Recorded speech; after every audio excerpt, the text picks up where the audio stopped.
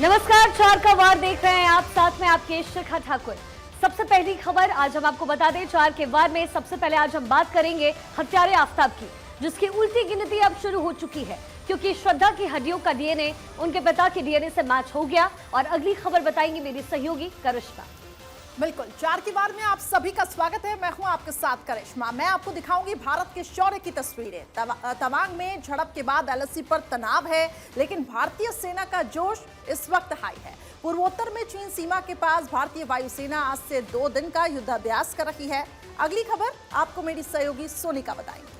मैं आपको बताऊंगी अगली खबर। सेना की शौर्य के बाद 4 के वार में बात तवांग मुद्दे पर देश में चल रही सियासत की। दुनिया में भले ही भारत का डंका बज रहा है, लेकिन देश में तवांग मुद्दे पर सियासत जोरों पर है। विपक्षी दल अपने सियासी फायदे के लिए देश की ताकत और क्षमता पर सवाल उठा रहे हैं। अगली खबर मेरी सहयोगी सुरभि आपको बताएंगी। नमस्कार, 4 के वार में आखिर में बात बिहार के जहरीली शराब पर होगी। दरअसल जहरीली शराब पीने से हुई मौत और उसको लेकर के हो रही सियासी हंगामे की 39 मौत हो गई है और सूबे के सीएम कह रहे हैं कि जो पिएगा वो मरेगा। और बिहार पर तो चर्चा करेंगे ही, लेकिन श्रद्धा मर्डर केस पर भी बातचीत करेंगे और लगता है कि बहुत जल्द ही श्रद्धा को अब इंसाफ मिलने वाला है। इस पर पूरी जानकारी मेरी सहयोगी शिखा आपको देगी। जी हाँ, तो चलिए 4 का वार की शुरुआत आज की सबसे बड़ी खबर के साथ करते हैं। श्रद्धा मर्डर केस में आरोपी आफ्ताब की उल्टी गिनती शुरू हो गई है। अब वो वक्त दूर नहीं जब श्रद्धा का हत्यारा अपने किए की सजा भुगतेगा, क्योंकि आफ्ताब के गुनाहों को साबित करने के लिए पुलिस को जिन सबूतों की तलाश थी वो दरअसल मिल चुके हैं। श्रद्धा वॉकर मर्डर केस में आज बहुत बड़ा खुलासा हुआ। जंगलों से मिली श्रद्धा की हड्डियों की डीएनए सैंपल रिपोर्ट आ गई है और रिपोर्ट के मुताबिक हड्डियों का श्रद्धा के पिता के डीएनए से मिलान हो गया, यानी जंगलों से जो हड्डियां बरामद हुई वो श्रद्धा की ही थी। इन हड्डियों के बारे में आरोपी आफ्ताब ने ही पुलिस को जानकारी दी थी और रिपोर्ट्स के मुताबिक दिल्ली पुलिस को आफ्ताब के पॉलीग्राफी टेस्ट की रिपोर्ट भी मिल गई है। आफ्ताब के पॉलीग्राफी और नार्को टेस्ट की रिपोर्ट श्रद्धा हत्याकांड की गुत्थी को सुलझाने के लिए पुलिस लगातार इन्वेस्टिगेशन में अहम रोल अदा कर सकती है। आफ्ताब श्रद्धा हत्याकांड में श्रद्धा की डीएनए श्रद्धा के पिता से मैच कर गई है, जिसके बाद दिल्ली पुलिस को इस पूरे केस में बड़ी कामयाबी मिली है। सीएफएसएल की रिपोर्ट में पुष्टि होने के बाद अब दिल्ली पुलिस आगे की जांच को आगे बढ़ा रही है। वह दिल्ली पुलिस को पॉलीग्राफी की जो रिपोर्ट थी वो भी दिल्ली पुलिस को मिल गई है। बता दें कि इस पूरे मामले को लेकर यह दिल्ली पुलिस के लिए एक बड़ा सुराग है, जो कि अब इस केस को आगे और खोलने में मदद करेगा। कैमरा पर्सन मोहित के साथ गणेश पाठक, भारत 24 दिल्ली। और देखिए, लगातार आफ्ताब को सजा मिले ऐसी ही मांग पूरे भारत से उठ रही थी और अब वो दिन करिश्मा दूर नहीं जब आफ्ताब को सजा मिल जाएगी। बिल्कुल ठीक है आपने। और लगातार देखिए, पुलिस अपने ग्राउंड को मजबूत करने की यहां पर कोशिश कर रही थी और यही एक वजह है कि पुलिस को पुख्ता सबूत मिल चुके हैं। गणेश पाठक मेरे सहयोगी अधिक अपडेट्स के साथ इस पर लाइव जुड़ चुके हैं। गणेश, पुलिस का ग्राउंड अब मजबूत होता हुआ दिखाई दे रहा है, डीएनए सैंपल्स मैच हो चुके हैं। अब आगे की कार्रवाई की दिशा क्या रहेगी? देखिए, आज की जो श्रद्धा हत्याकांड में जो पूरी घटनाक्रम थी उसमें बहुत बड़ा हाथ लगा सुराग पुलिस के। क्यों सुराग बड़ा हाथ लगा? जो डीएनए था श्रद्धा का वो श्रद्धा के पिता से मैच कर गया। पिछले दिनों की जिस तरीके से देख रहे थे कि लगातार जो आफ्ताब से जो पूछताछ होती थी वो अपनी बातों को पलटता था, आज भी अपनी बातों को पलट रहा है। लेकिन अब जिस तरीके से जो श्रद्धा का डीएनए उसके पिता से जो मैच कर गया है, अब इस केस को कुछ मजबूत करता है और अब लगातार वो चाहे बातें पलटता रहे, लेकिन एक जो कड़ी है वो मजबूत हो गई है। पुलिस को यहाँ पर डीएनए की रिपोर्ट मिल गई है, पॉलीग्राफी जो टेस्ट हुआ था उसकी रिपोर्ट मिल गई है, नार्को टेस्ट की रिपोर्ट का भी पुलिस को इंतजार है। लेकिन अब इस कड़ी में पुलिस को जांच में आगे बढ़ाने में मदद करेगी। जो पुलिस का ये कहना है, जिस तरीके जो आफ्ताब के घर से जो ब्लड सैंपल मिले थे वो इसमें काफी मददगार साबित हुए हैं। और अब लगातार आफ्ताब से पूछताछ पिछले दिनों से जारी है और अभी भी आफ्ताब यूं कहे कि जो जानकारी मिल रही है कि अभी भी आफ्ताब अपनी बातों को पलटता है, बयानों को पलटता है। लेकिन अब ये पुलिस के शिकंजे में है। जो डीएनए टेस्ट मिला है वो डीएनए टेस्ट से अब आफ्ताब अपने आप को बचाने में काफी साबित नहीं हो पाएगा, क्योंकि ये बहुत बड़ी मजबूत कड़ी है। अब इस रिपोर्ट को आगे कोर्ट में पेश किया जाएगा और इन बातों को रखा जाएगा कि आफ्ताब ही जिस तरीके से आफ्ताब ने ही श्रद्धा को मौत के घाट उतारा था, क्योंकि आफ्ताब ने जो बातें बताई थी कि उसने छतरपुर के आसपास के जो जंगलों में फेंका था आफ्ताब को, 35 टुकड़े किए थे शव को और फ्रिज में रखे थे एक एक करके छतरपुर के आसपास के जंगलों में फेंका था। ये वहीं से, जो आफ्ताब ने जो बातें बताई थी उसी के आधार पर पुलिस ने जो छानबीन की थी, ये वही हड्डियां उससे मिली थी, उसी के तहत छानबीन हुई, जांच हुई और जो श्रद्धा के पिता से जो डीएनए मैच हुआ, इस केस में बहुत बड़ी कामयाबी है अब तक की। क्योंकि देखिए 14 नवंबर को पता चलता है कि छतरपुर के बहुत आसपास बड़ी कामयाबी है और पुलिस के हाथ जो पुख्ता सबूत हाथ लगे हैं शिखा, ये निश्चित तौर पर एक कड़ी कार्रवाई हम ये कह सकते हैं कि आगे इस पूरे केस में पुलिस अब करने जा रही है। और आगे से जुड़ी अपडेट मेरी सहयोगी सोनिका आपको देगी। बिल्कुल, इस वक्त बड़ी खबर सामने आ रही है। श्रद्धा हत्याकांड में पुलिस की जांच लगातार जारी है। आफ्ताब के फ्लैट के पर पहुंची है दिल्ली पुलिस। आफ्ताब के घर पुलिस की तलाशी अभियान लगातार जारी है। महरौली जंगल भी जाएगी पुलिस। सूत्रों के हवाले से ये खबर सामने आ रही है। आफ्ताब के ऑफिस के पास भी जाएगी पुलिस। पुलिस के साथ डॉग स्क्वाड की टीम भी लगातार मौजूद है और छानबीन की जा रही है। तो इस वक्त ये बड़ी खबर आपको बता रही है। महरौली के जंगल एक बार फिर से पुलिस जाएगी, लगातार छानबीन वहां की जा रही है और जो टुकड़े आफ्ताब ने श्रद्धा के शव के वहां फेंके थे वो बरामद भी हो रहे हैं। गणेश पाठक और एक बार फिर शुरू करते हैं। गणेश, लगातार पुलिस को कामयाबी तो मिल ही रही है, लेकिन इस बीच एक बड़ी खबर यह भी है कि एक बार फिर से महरौली के जंगल दिल्ली पुलिस जाने वाली और साथ ही आफ्ताब के ऑफिस भी पहुंचेगी।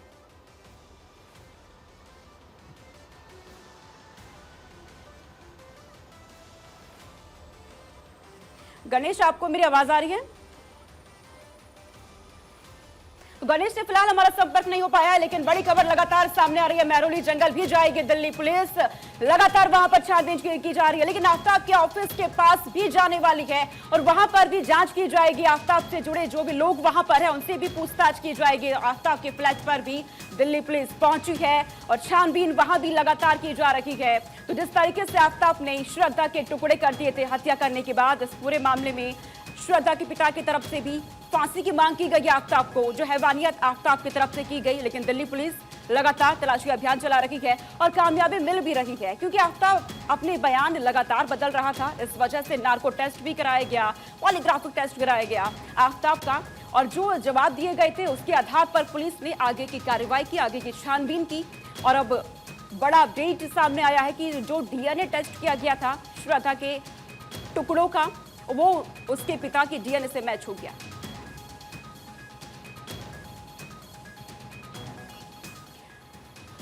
और इसी के साथ चार कबाड़ में एक और बड़ी खबर सामने आ रही है हरियाणा से। हरियाणा में एसटीएफ को बड़ी कामयाबी मिली है। नामी गैंगस्टर विकास लगरपुरिया गिरफ्तार हो चुका है। सुरभि, तो बिल्कुल ये बड़ी खबर इस वक्त आपको बता रहे, 30 करोड़ की चोरी का मास्टरमाइंड लगरपुरिया को गिरफ्तार कर लिया गया है। नामी गैंगस्टर है विकास लगरपुरिया, जिसको गिरफ्तार किया गया है। 30 करोड़ की चोरी का मास्टरमाइंड लगरपुरिया फिलहाल गिरफ्तार हो चुका है। दुबई से बैच करके अपनी गैंग को चलाया करता था गुरुग्राम से, फिलहाल विकास को पकड़ा जा चुका है, उसकी गिरफ्तारी हो चुकी है। ये बड़ी खबर आपको बता रहे, हरियाणा में एसटीएफ को बड़ी सफलता हाथ लगी है। नामी गैंगस्टर विकास लगरपुरिया की गिरफ्तारी हो चुकी है। तो 30 करोड़ की चोरी का मास्टरमाइंड है विकास लगरपुरिया, जिसकी गिरफ्तारी की जा चुकी है। वो तस्वीर भी हम आपको दिखा रहे हैं कि एसटीएफ की टीमों ने इस नामी गैंगस्टर को गिरफ्तार किया है और ये बताया जा रहा था कि दुबई से बैठे बैठे ये अपना मास्टर प्लान भी चलाया करता था। 30 करोड़ को लेकर अब तक इसने कई ऐसे अपराध है जो कि इसने अपराध को रचा था और गुरुग्राम से फिलहाल इसे पकड़ लिया गया है। ये इस वक्त की बड़ी अपडेट है। हरियाणा में एसटीएफ को बड़ी कामयाबी मिली है। ये बड़ा अपडेट इसे माना जा रहा है और साथ ही बड़ी सफलता भी है, क्योंकि एसटीएफ की टीमें लगातार इस गैंगस्टर को काफी लंबे समय से ढूंढ रही थी, लेकिन दुबई से बैठ करके जो अपना पूरा गैंग रन किया करता था, जो मास्टरमाइंड के तौर पर देखा जा रहा था विकास लगरपुरिया, उसकी गिरफ्तारी हो चुकी है और हरियाणा में एसटीएफ को ये बड़ी कामयाबी हाथ लगी है। तो हरियाणा एसटीएफ की टीम की तरफ से विकास लगरपुरिया को गिरफ्तार किया जा चुका है। 30 करोड़ की चोरी का मास्टरमाइंड है लगरपुरिया, जिसकी गिरफ्तारी हो गई है। दुबई से बैठकर ये पूरा मास्टर प्लान तैयार किया करता था और उसके बाद इन चोरी जैसी घटनाओं को अंजाम भी दिया जा रहा था। बेहद इनामी गैंगस्टर इसे माना जाता था, लेकिन अब इसकी गिरफ्तारी हो गई है।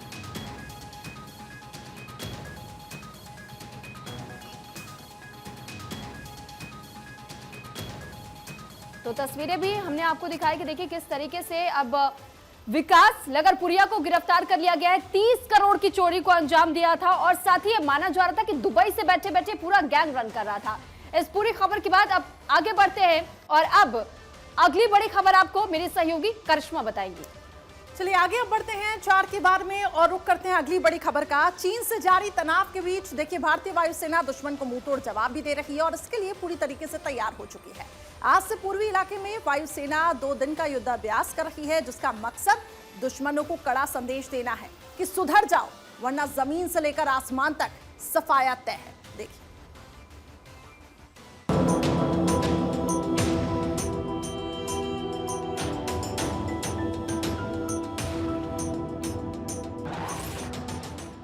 हिंदुस्तान तैयार, दुश्मन पर कड़ा प्रहार।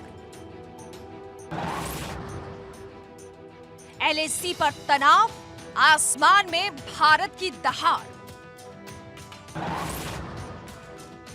दुश्मन आंख दिखाएगा, भारत घर तक छोड़कर आएगा। तवांग सेक्टर में चीनी घुसपैठ की नाकाम कोशिश के बीच सेना का जोश हाई है। एलएसी पर तो भारत ने चीनी सैनिकों को खदेड़ दिया है, लेकिन भारत ये बखूबी जानता है कि चीन अपनी चाल से बाज नहीं आएगा। ऐसे में चालबाज चीन को धूल चटाने के लिए भारत भी पूरी तरह से तैयार है। अरुणाचल प्रदेश के तवांग में भारत और चीनी सैनिकों की 9 दिसंबर को हुई झड़प के बाद हालात तनावपूर्ण है। इन सब के बीच भारतीय वायुसेना पूर्वोत्तर में चीन सीमा के पास आज से 2 दिन का युद्ध अभ्यास कर रही है। इस युद्ध अभ्यास का मकसद भारतीय वायुसेना की क्षमता और पूर्वोत्तर में सैन्य तैयारियों को परखना है। वायुसेना के ईस्टर्न कमांडर की ये एक्सरसाइज 2 दिनों तक चलेगी। इस एक्सरसाइज में छबड़ा, तेजपुर, जोरहाट और हाशीमारा एयरबेस हिस्सा ले रहे हैं। इस युद्ध अभ्यास में राफेल, सुखोई समेत देश के लगभग सभी फ्रंटलाइन फाइटर जेट अपनी ताकत दिखा रहे हैं। इसमें भारत के सभी फ्रंटलाइन एयरबेस और कुछ एडवांस लैंडिंग ग्राउंड्स का भी इस्तेमाल किया जा रहा है। उधर फ्रांस से आखिरी राफेल भी भारत आ गया है। चीन की घुसपैठ की आदत पुरानी है। पूर्वी लद्दाख में साल 2020 में भारत और चीन के बीच सीमा विवाद हुआ था। इसके बाद से भारतीय सेना और वायुसेना ने अरुणाचल प्रदेश और सिक्किम में एलएसी पर पिछले 2 सालों से हाई लेवल ऑपरेशनल तैयारियों को बरकरार रखा है। पिछले हफ्ते भी भारतीय वायुसेना ने तवांग में एलएसी के पास चीन की गतिविधियों को देखते हुए लड़ाकू विमान तैनात किए थे और अब एक बार फिर भारतीय सेना जमीन से लेकर आसमान तक चीन को मुंहतोड़ जवाब देने को तैयार है। Bureau report, Bharat 24। तो चीन ने जो हिमाकत दिखाई है, भारतीय सेना उसका मुंहतोड़ जवाब दे रही है पूरी ताकत के साथ। और यही एक वजह है कि जो अब चीन है, जो दुस्साहस चीन ने दिखाया है, वो अब पीछे हटता हुआ भी दिखाई दे रहा है। शिखा जी हाँ, देखिए तवांग में तनाव पर बड़ी कवरेज लगातार जारी है। जहां चीनी सेना को मुंह की खानी पड़ी, वहां भारत 24 की टीम इस वक्त मौजूद है और पल पल की जानकारी आप तक पहुंचा रही है। तवांग में मौजूद हमारी सहयोगी अमृता गर्ग की आपको एक रिपोर्ट दिखाते हैं। जमीन की सतह से 14,000 फीट की ऊंचाई पर लगभग इस वक्त हम हैं तवांग में, जहां पर झड़प हुई 9 दिसंबर की। उस झड़प के बाद से लगातार इस एरिया को लेकर हर जगह बात हो रही है, हर जगह चर्चा हो रही है कि किस तरह से चीन के नापाक मंसूबे जो हैं वो लगातार उनको अमली जामा पहनाने की कोशिश में रहता है और भारत किस तरह से उसके हर पैंतरे को नाकाम करता जा रहा है, ये भी लगातार हम आपको दिखा रहे हैं। और इस वक्त हम जहां पर हैं, यहाँ से ये बंकर एक आपको नजर आ रहा होगा। सन 1962 की जंग में इन बंकर्स का इस्तेमाल हुआ, 65 में इन बंकर्स का इस्तेमाल हुआ। तो ये मैं अपने कैमरामैन से कहूंगी कि किस तरह से ये बंकर्स यहाँ पर एस्टेब्लिश किए गए हैं, ये आपको हम दिखाएंगे। तो देखिए किस तरह से यहाँ पर ये जो ओपनिंग है, एक ओपनिंग इधर है, एक ओपनिंग उधर है और इसका मेन एंट्रेंस भी हम आपको दिखाएंगे। तो ये वो ऐसे बंकर्स हैं जहां पर ये हथियार स्टोर किए जाते हैं, जहां से जवाब दिया जाता है देश के दुश्मनों को, जहां से हमारी सेना लगातार मुस्तैद रहती है हथियारों के साथ और भारी हथियारों के साथ, पूरे उत्साह और एक दृढ़ संकल्प के साथ कि किस तरह से अपने देश की एक एक इंच जमीन को बचाना है। और यहाँ पर देखिए इतनी ऊंचाई पर हम हैं कि बात करते हुए सांस फूल रही है। यहाँ पर जब मैं आपसे ये पूरी जानकारी साझा कर रही हूँ, यहाँ पर जवान तैनात रहते हैं और वाकई में सैल्यूट है उनके जज्बे को कि किस तरह से वहाँ पर जहां पर तमाम सहूलियत नहीं वहां पर पहुंचती है, जरूरत का सामान पहुंचने में बहुत दिक्कत होती है। तो वहां पर किस तरह से इन हालातों में हमारे जवान तैनात रहते हैं। तो अब यहाँ से ये आप बंकर की एंट्री देखिए, यहाँ से ये कुछ यहाँ पर उकेरा गया है, कोई नंबर है जो आइडेंटिफिकेशन मार्क होगा शायद, तो ये एक नंबर है यहाँ पर, ये बंकर यहाँ पर जो बनाया गया है, तो ये आप देख सकते हैं। और ये इसका दरवाजा है, अंदर आपको लिए चलते हैं। तो ये यहाँ पर बंकर तवांग में किस तरह से इन बंकर्स का इस्तेमाल होता आया है अब तक। चीन ने जब जब भी ये नापाक कोशिशें की हैं, किस तरह से ये एस्टेब्लिशमेंट्स काम करती हैं। ये यहाँ पर आप देखिए, ये कई ओपनिंग्स हैं यहाँ पर, ये तमाम ओपनिंग्स आप देख रहे हैं। यहीं से भारतीय सैनिक देश के उन तमाम दुश्मनों को मुंह तोड़ जवाब देते हैं और यहीं पर बचने के लिए भी सहारा लिया जाता है। जब भी ऐसा कोई मौका बनता है, जब देश के जवानों को कुछ मदद ऐसी चाहिए, कहीं उनको बच के देश के दुश्मन पर सिर्फ नजर रखनी है, कोई एक्शन नहीं है, तो उस वक्त भी इन्हीं बंकर्स का सहारा यहाँ पर लिया जाता है। और ऐसी कई एस्टेब्लिशमेंट्स हैं यहाँ पर। तो आप मेरे आसपास देख रहे हैं, कई ऐसे बंकर्स यहाँ पर बनाए गए हैं, कई ऐसी एस्टेब्लिशमेंट्स हैं। ये भी आप तस्वीरें देखिए। फिलहाल यहाँ से ये ओपनिंग आपको दिखाएंगे और आसपास का एरिया भी आप देख सकते हैं। तो दुश्मनों को मुंहतोड़ जवाब देने के लिए भारत पूरी तरीके से तैयार है और आप अंदाजा लगा सकते हैं, जो तस्वीरें इस वक्त हमारी सहयोगी अमृता दिखा रही थी सोनिका, ये अंदाजा लगाना भी बहुत मुश्किल है कि हमारे सैनिक वहां पर कैसे रहते होंगे। बिल्कुल, और चीन को मुंह तोड़ जवाब भारतीय सैनिकों की तरफ से दिया जा रहा है। दुश्मनों को धूल चटाने के लिए एक तरफ सेना युद्ध अभ्यास कर रही है, तो दूसरी तरफ देश में अपने ही सेना और सरकार पर सवाल दाग रखी है। तवांग में भारतीय सेना के रुख की दुनिया भर में तारीफ हो रही है, लेकिन विपक्ष है कि सियासत से मानता नहीं है।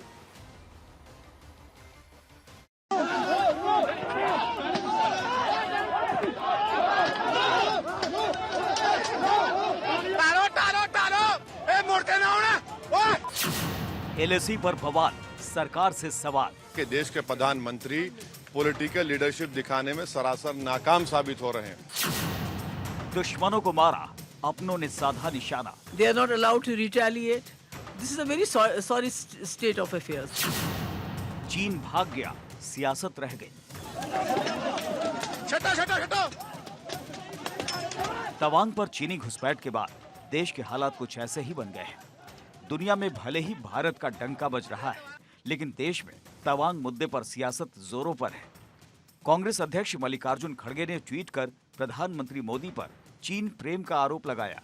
खड़गे ने लिखा, ऐसा प्रतीत होता है कि मोदी सरकार की लाल आंख पर चीनी चश्मा लग गया है। क्या भारतीय संसद में चीन के विरुद्ध बोलने की अनुमति नहीं है? इससे पहले पीडीपी चीफ महबूबा मुफ्ती और एआईएमआईएम प्रमुख असदुद्दीन ओवैसी ने सेना के शौर्य और प्रधानमंत्री की नीयत पर सवाल उठाए। Already said that they have already, occupied our land in Ladakh. They have also occupied land in Arunachal Pradesh, as per the, statement given by the BJP member parliament. But unfortunately, BJP is doing nothing about it. Our soldiers have been beaten up by them. They are not allowed to retaliate. This is a very sorry state of affairs. Very sorry. सवाल यह है कि देश के प्रधानमंत्री political leadership दिखाने में सरासर नाकाम साबित हो रहे हैं। 56 इंच का सीना दिखाइए, लाल आंख दिखाइए ना। 9 तारीख को ये क्लैश होता है। आज आप आकर पार्लियामेंट को कहते हैं अगर मीडिया रिपोर्ट नहीं करता तो आप तो बोलते भी नहीं, आप तो खामोश बैठ जाते। कैसे 18,000 फीट नीचे से ऊपर आकर चीन हमला करते हैं हमारी भारत की फौज के ऊपर, हमारी जमीन में कैसे आता है? क्यों आप पिछले 2 हफ्ते में कि हमने इंडियन एयरफोर्स के एयरक्राफ्ट को स्क्रैम्बल क्यों किया जब चीन के एयरफोर्स घुसना चाह रही थी उसी जगह पर? तो ये सरासर इनकी नाकामी और झूठ बोल रहे हैं। विपक्ष के आरोपों के बाण जारी हैं, तो बीजेपी के नेता भी हमलावर हैं। असम के मुख्यमंत्री हिमंता बिस्वा शर्मा ने विपक्ष को साफ कर दिया कि हमारी सेना ये डिसाइड करेगी कि उसे कब और कौन सी जानकारी शेयर करनी है।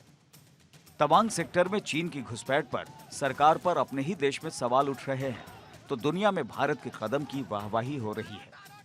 अमेरिकी रक्षा विभाग पेंटागन ने बयान जारी कर तवांग मामले पर भारत के रुख की तारीफ की। Yeah, thanks, Rio. So I can tell you that DoD continues to closely watch developments along the line of actual control at the India-China border. We have seen the PRC continue to amass forces and build military infrastructure along the so-called LAC, but I would defer you to India in terms of their views. Tawang झड़प हो या फिर air strike, जब जब भारत ने दुश्मनों को मुंहतोड़ जवाब दिया है, विपक्षी दलों ने हर बार प्रधानमंत्री को कटघरे में खड़ा किया है। एक बार फिर देश में राजनीतिक माहौल गर्म है और विपक्ष सियासत चमकाने में जुटा है। Bureau report, Bharat 24। तो दुनिया भर में भारतीय सैनिकों की तारीफ हो रही है, लेकिन भारत में विपक्ष है कि अपनी सियासत से बाज नहीं आ रहा। सुरभि, बिल्कुल ठीक कहा सोनिका आपने। देखिए, जहां एक और लगातार हमारे भारतीय सैनिक दिन रात डटे हुए हमारी सुरक्षा के लिए, तो वहीं अब जिस तरीके का घमासान, सियासी घमासान देखने को मिल रहा है, इस पर अधिक जानकारी के साथ हमारे साथ अक्षय राय जुड़ चुके हैं, हमारे संवाददाता। अक्षय, जरा ये बताइए कि जिस प्रकार का इस वक्त सियासी घमासान देखने को मिल रहा है, और वो भी तब जब देश की सुरक्षा का सवाल है।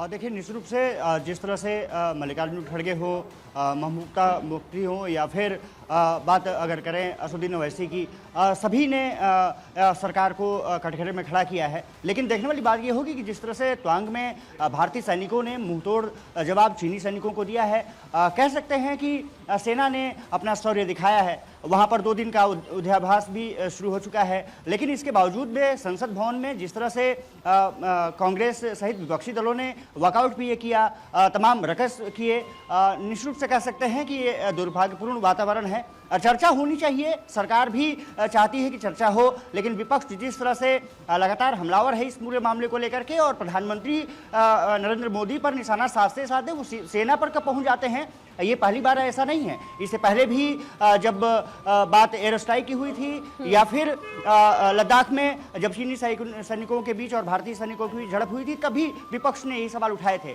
सबसे बड़ा सवाल यही है कि विपक्ष ऐसे मुद्दे पर राजनीति क्यों करता है, क्योंकि बात सेना की है, बात शौर्य की है, बात देश की है, और जब देश की बात आए तो ऐसी मुद्दों पर राजनीति नहीं होना चाहिए। हाँ, संसद भवन इसीलिए बनी है कि वहां पर चर्चा की जा सके, और सरकार ने और तमाम जो बीजेपी के नेता हैं वो लगातार कहते रहे कि सेना कब इनपुट देती है और कैसे। और वाकई इससे यही समझ में भी आता है कि किस तरीके से विपक्ष को सिर्फ इतना समझ आता है कि चाहे मुद्दा कुछ भी हो, अगर हम विपक्ष में बैठे तो हर मुद्दे का विपक्ष के तहत ही हमें जवाब भी देना है, यानी हर मुद्दे को लेकर के अपना पक्ष रखना है और साथ ही विपक्ष की भूमिका को अदा करना है।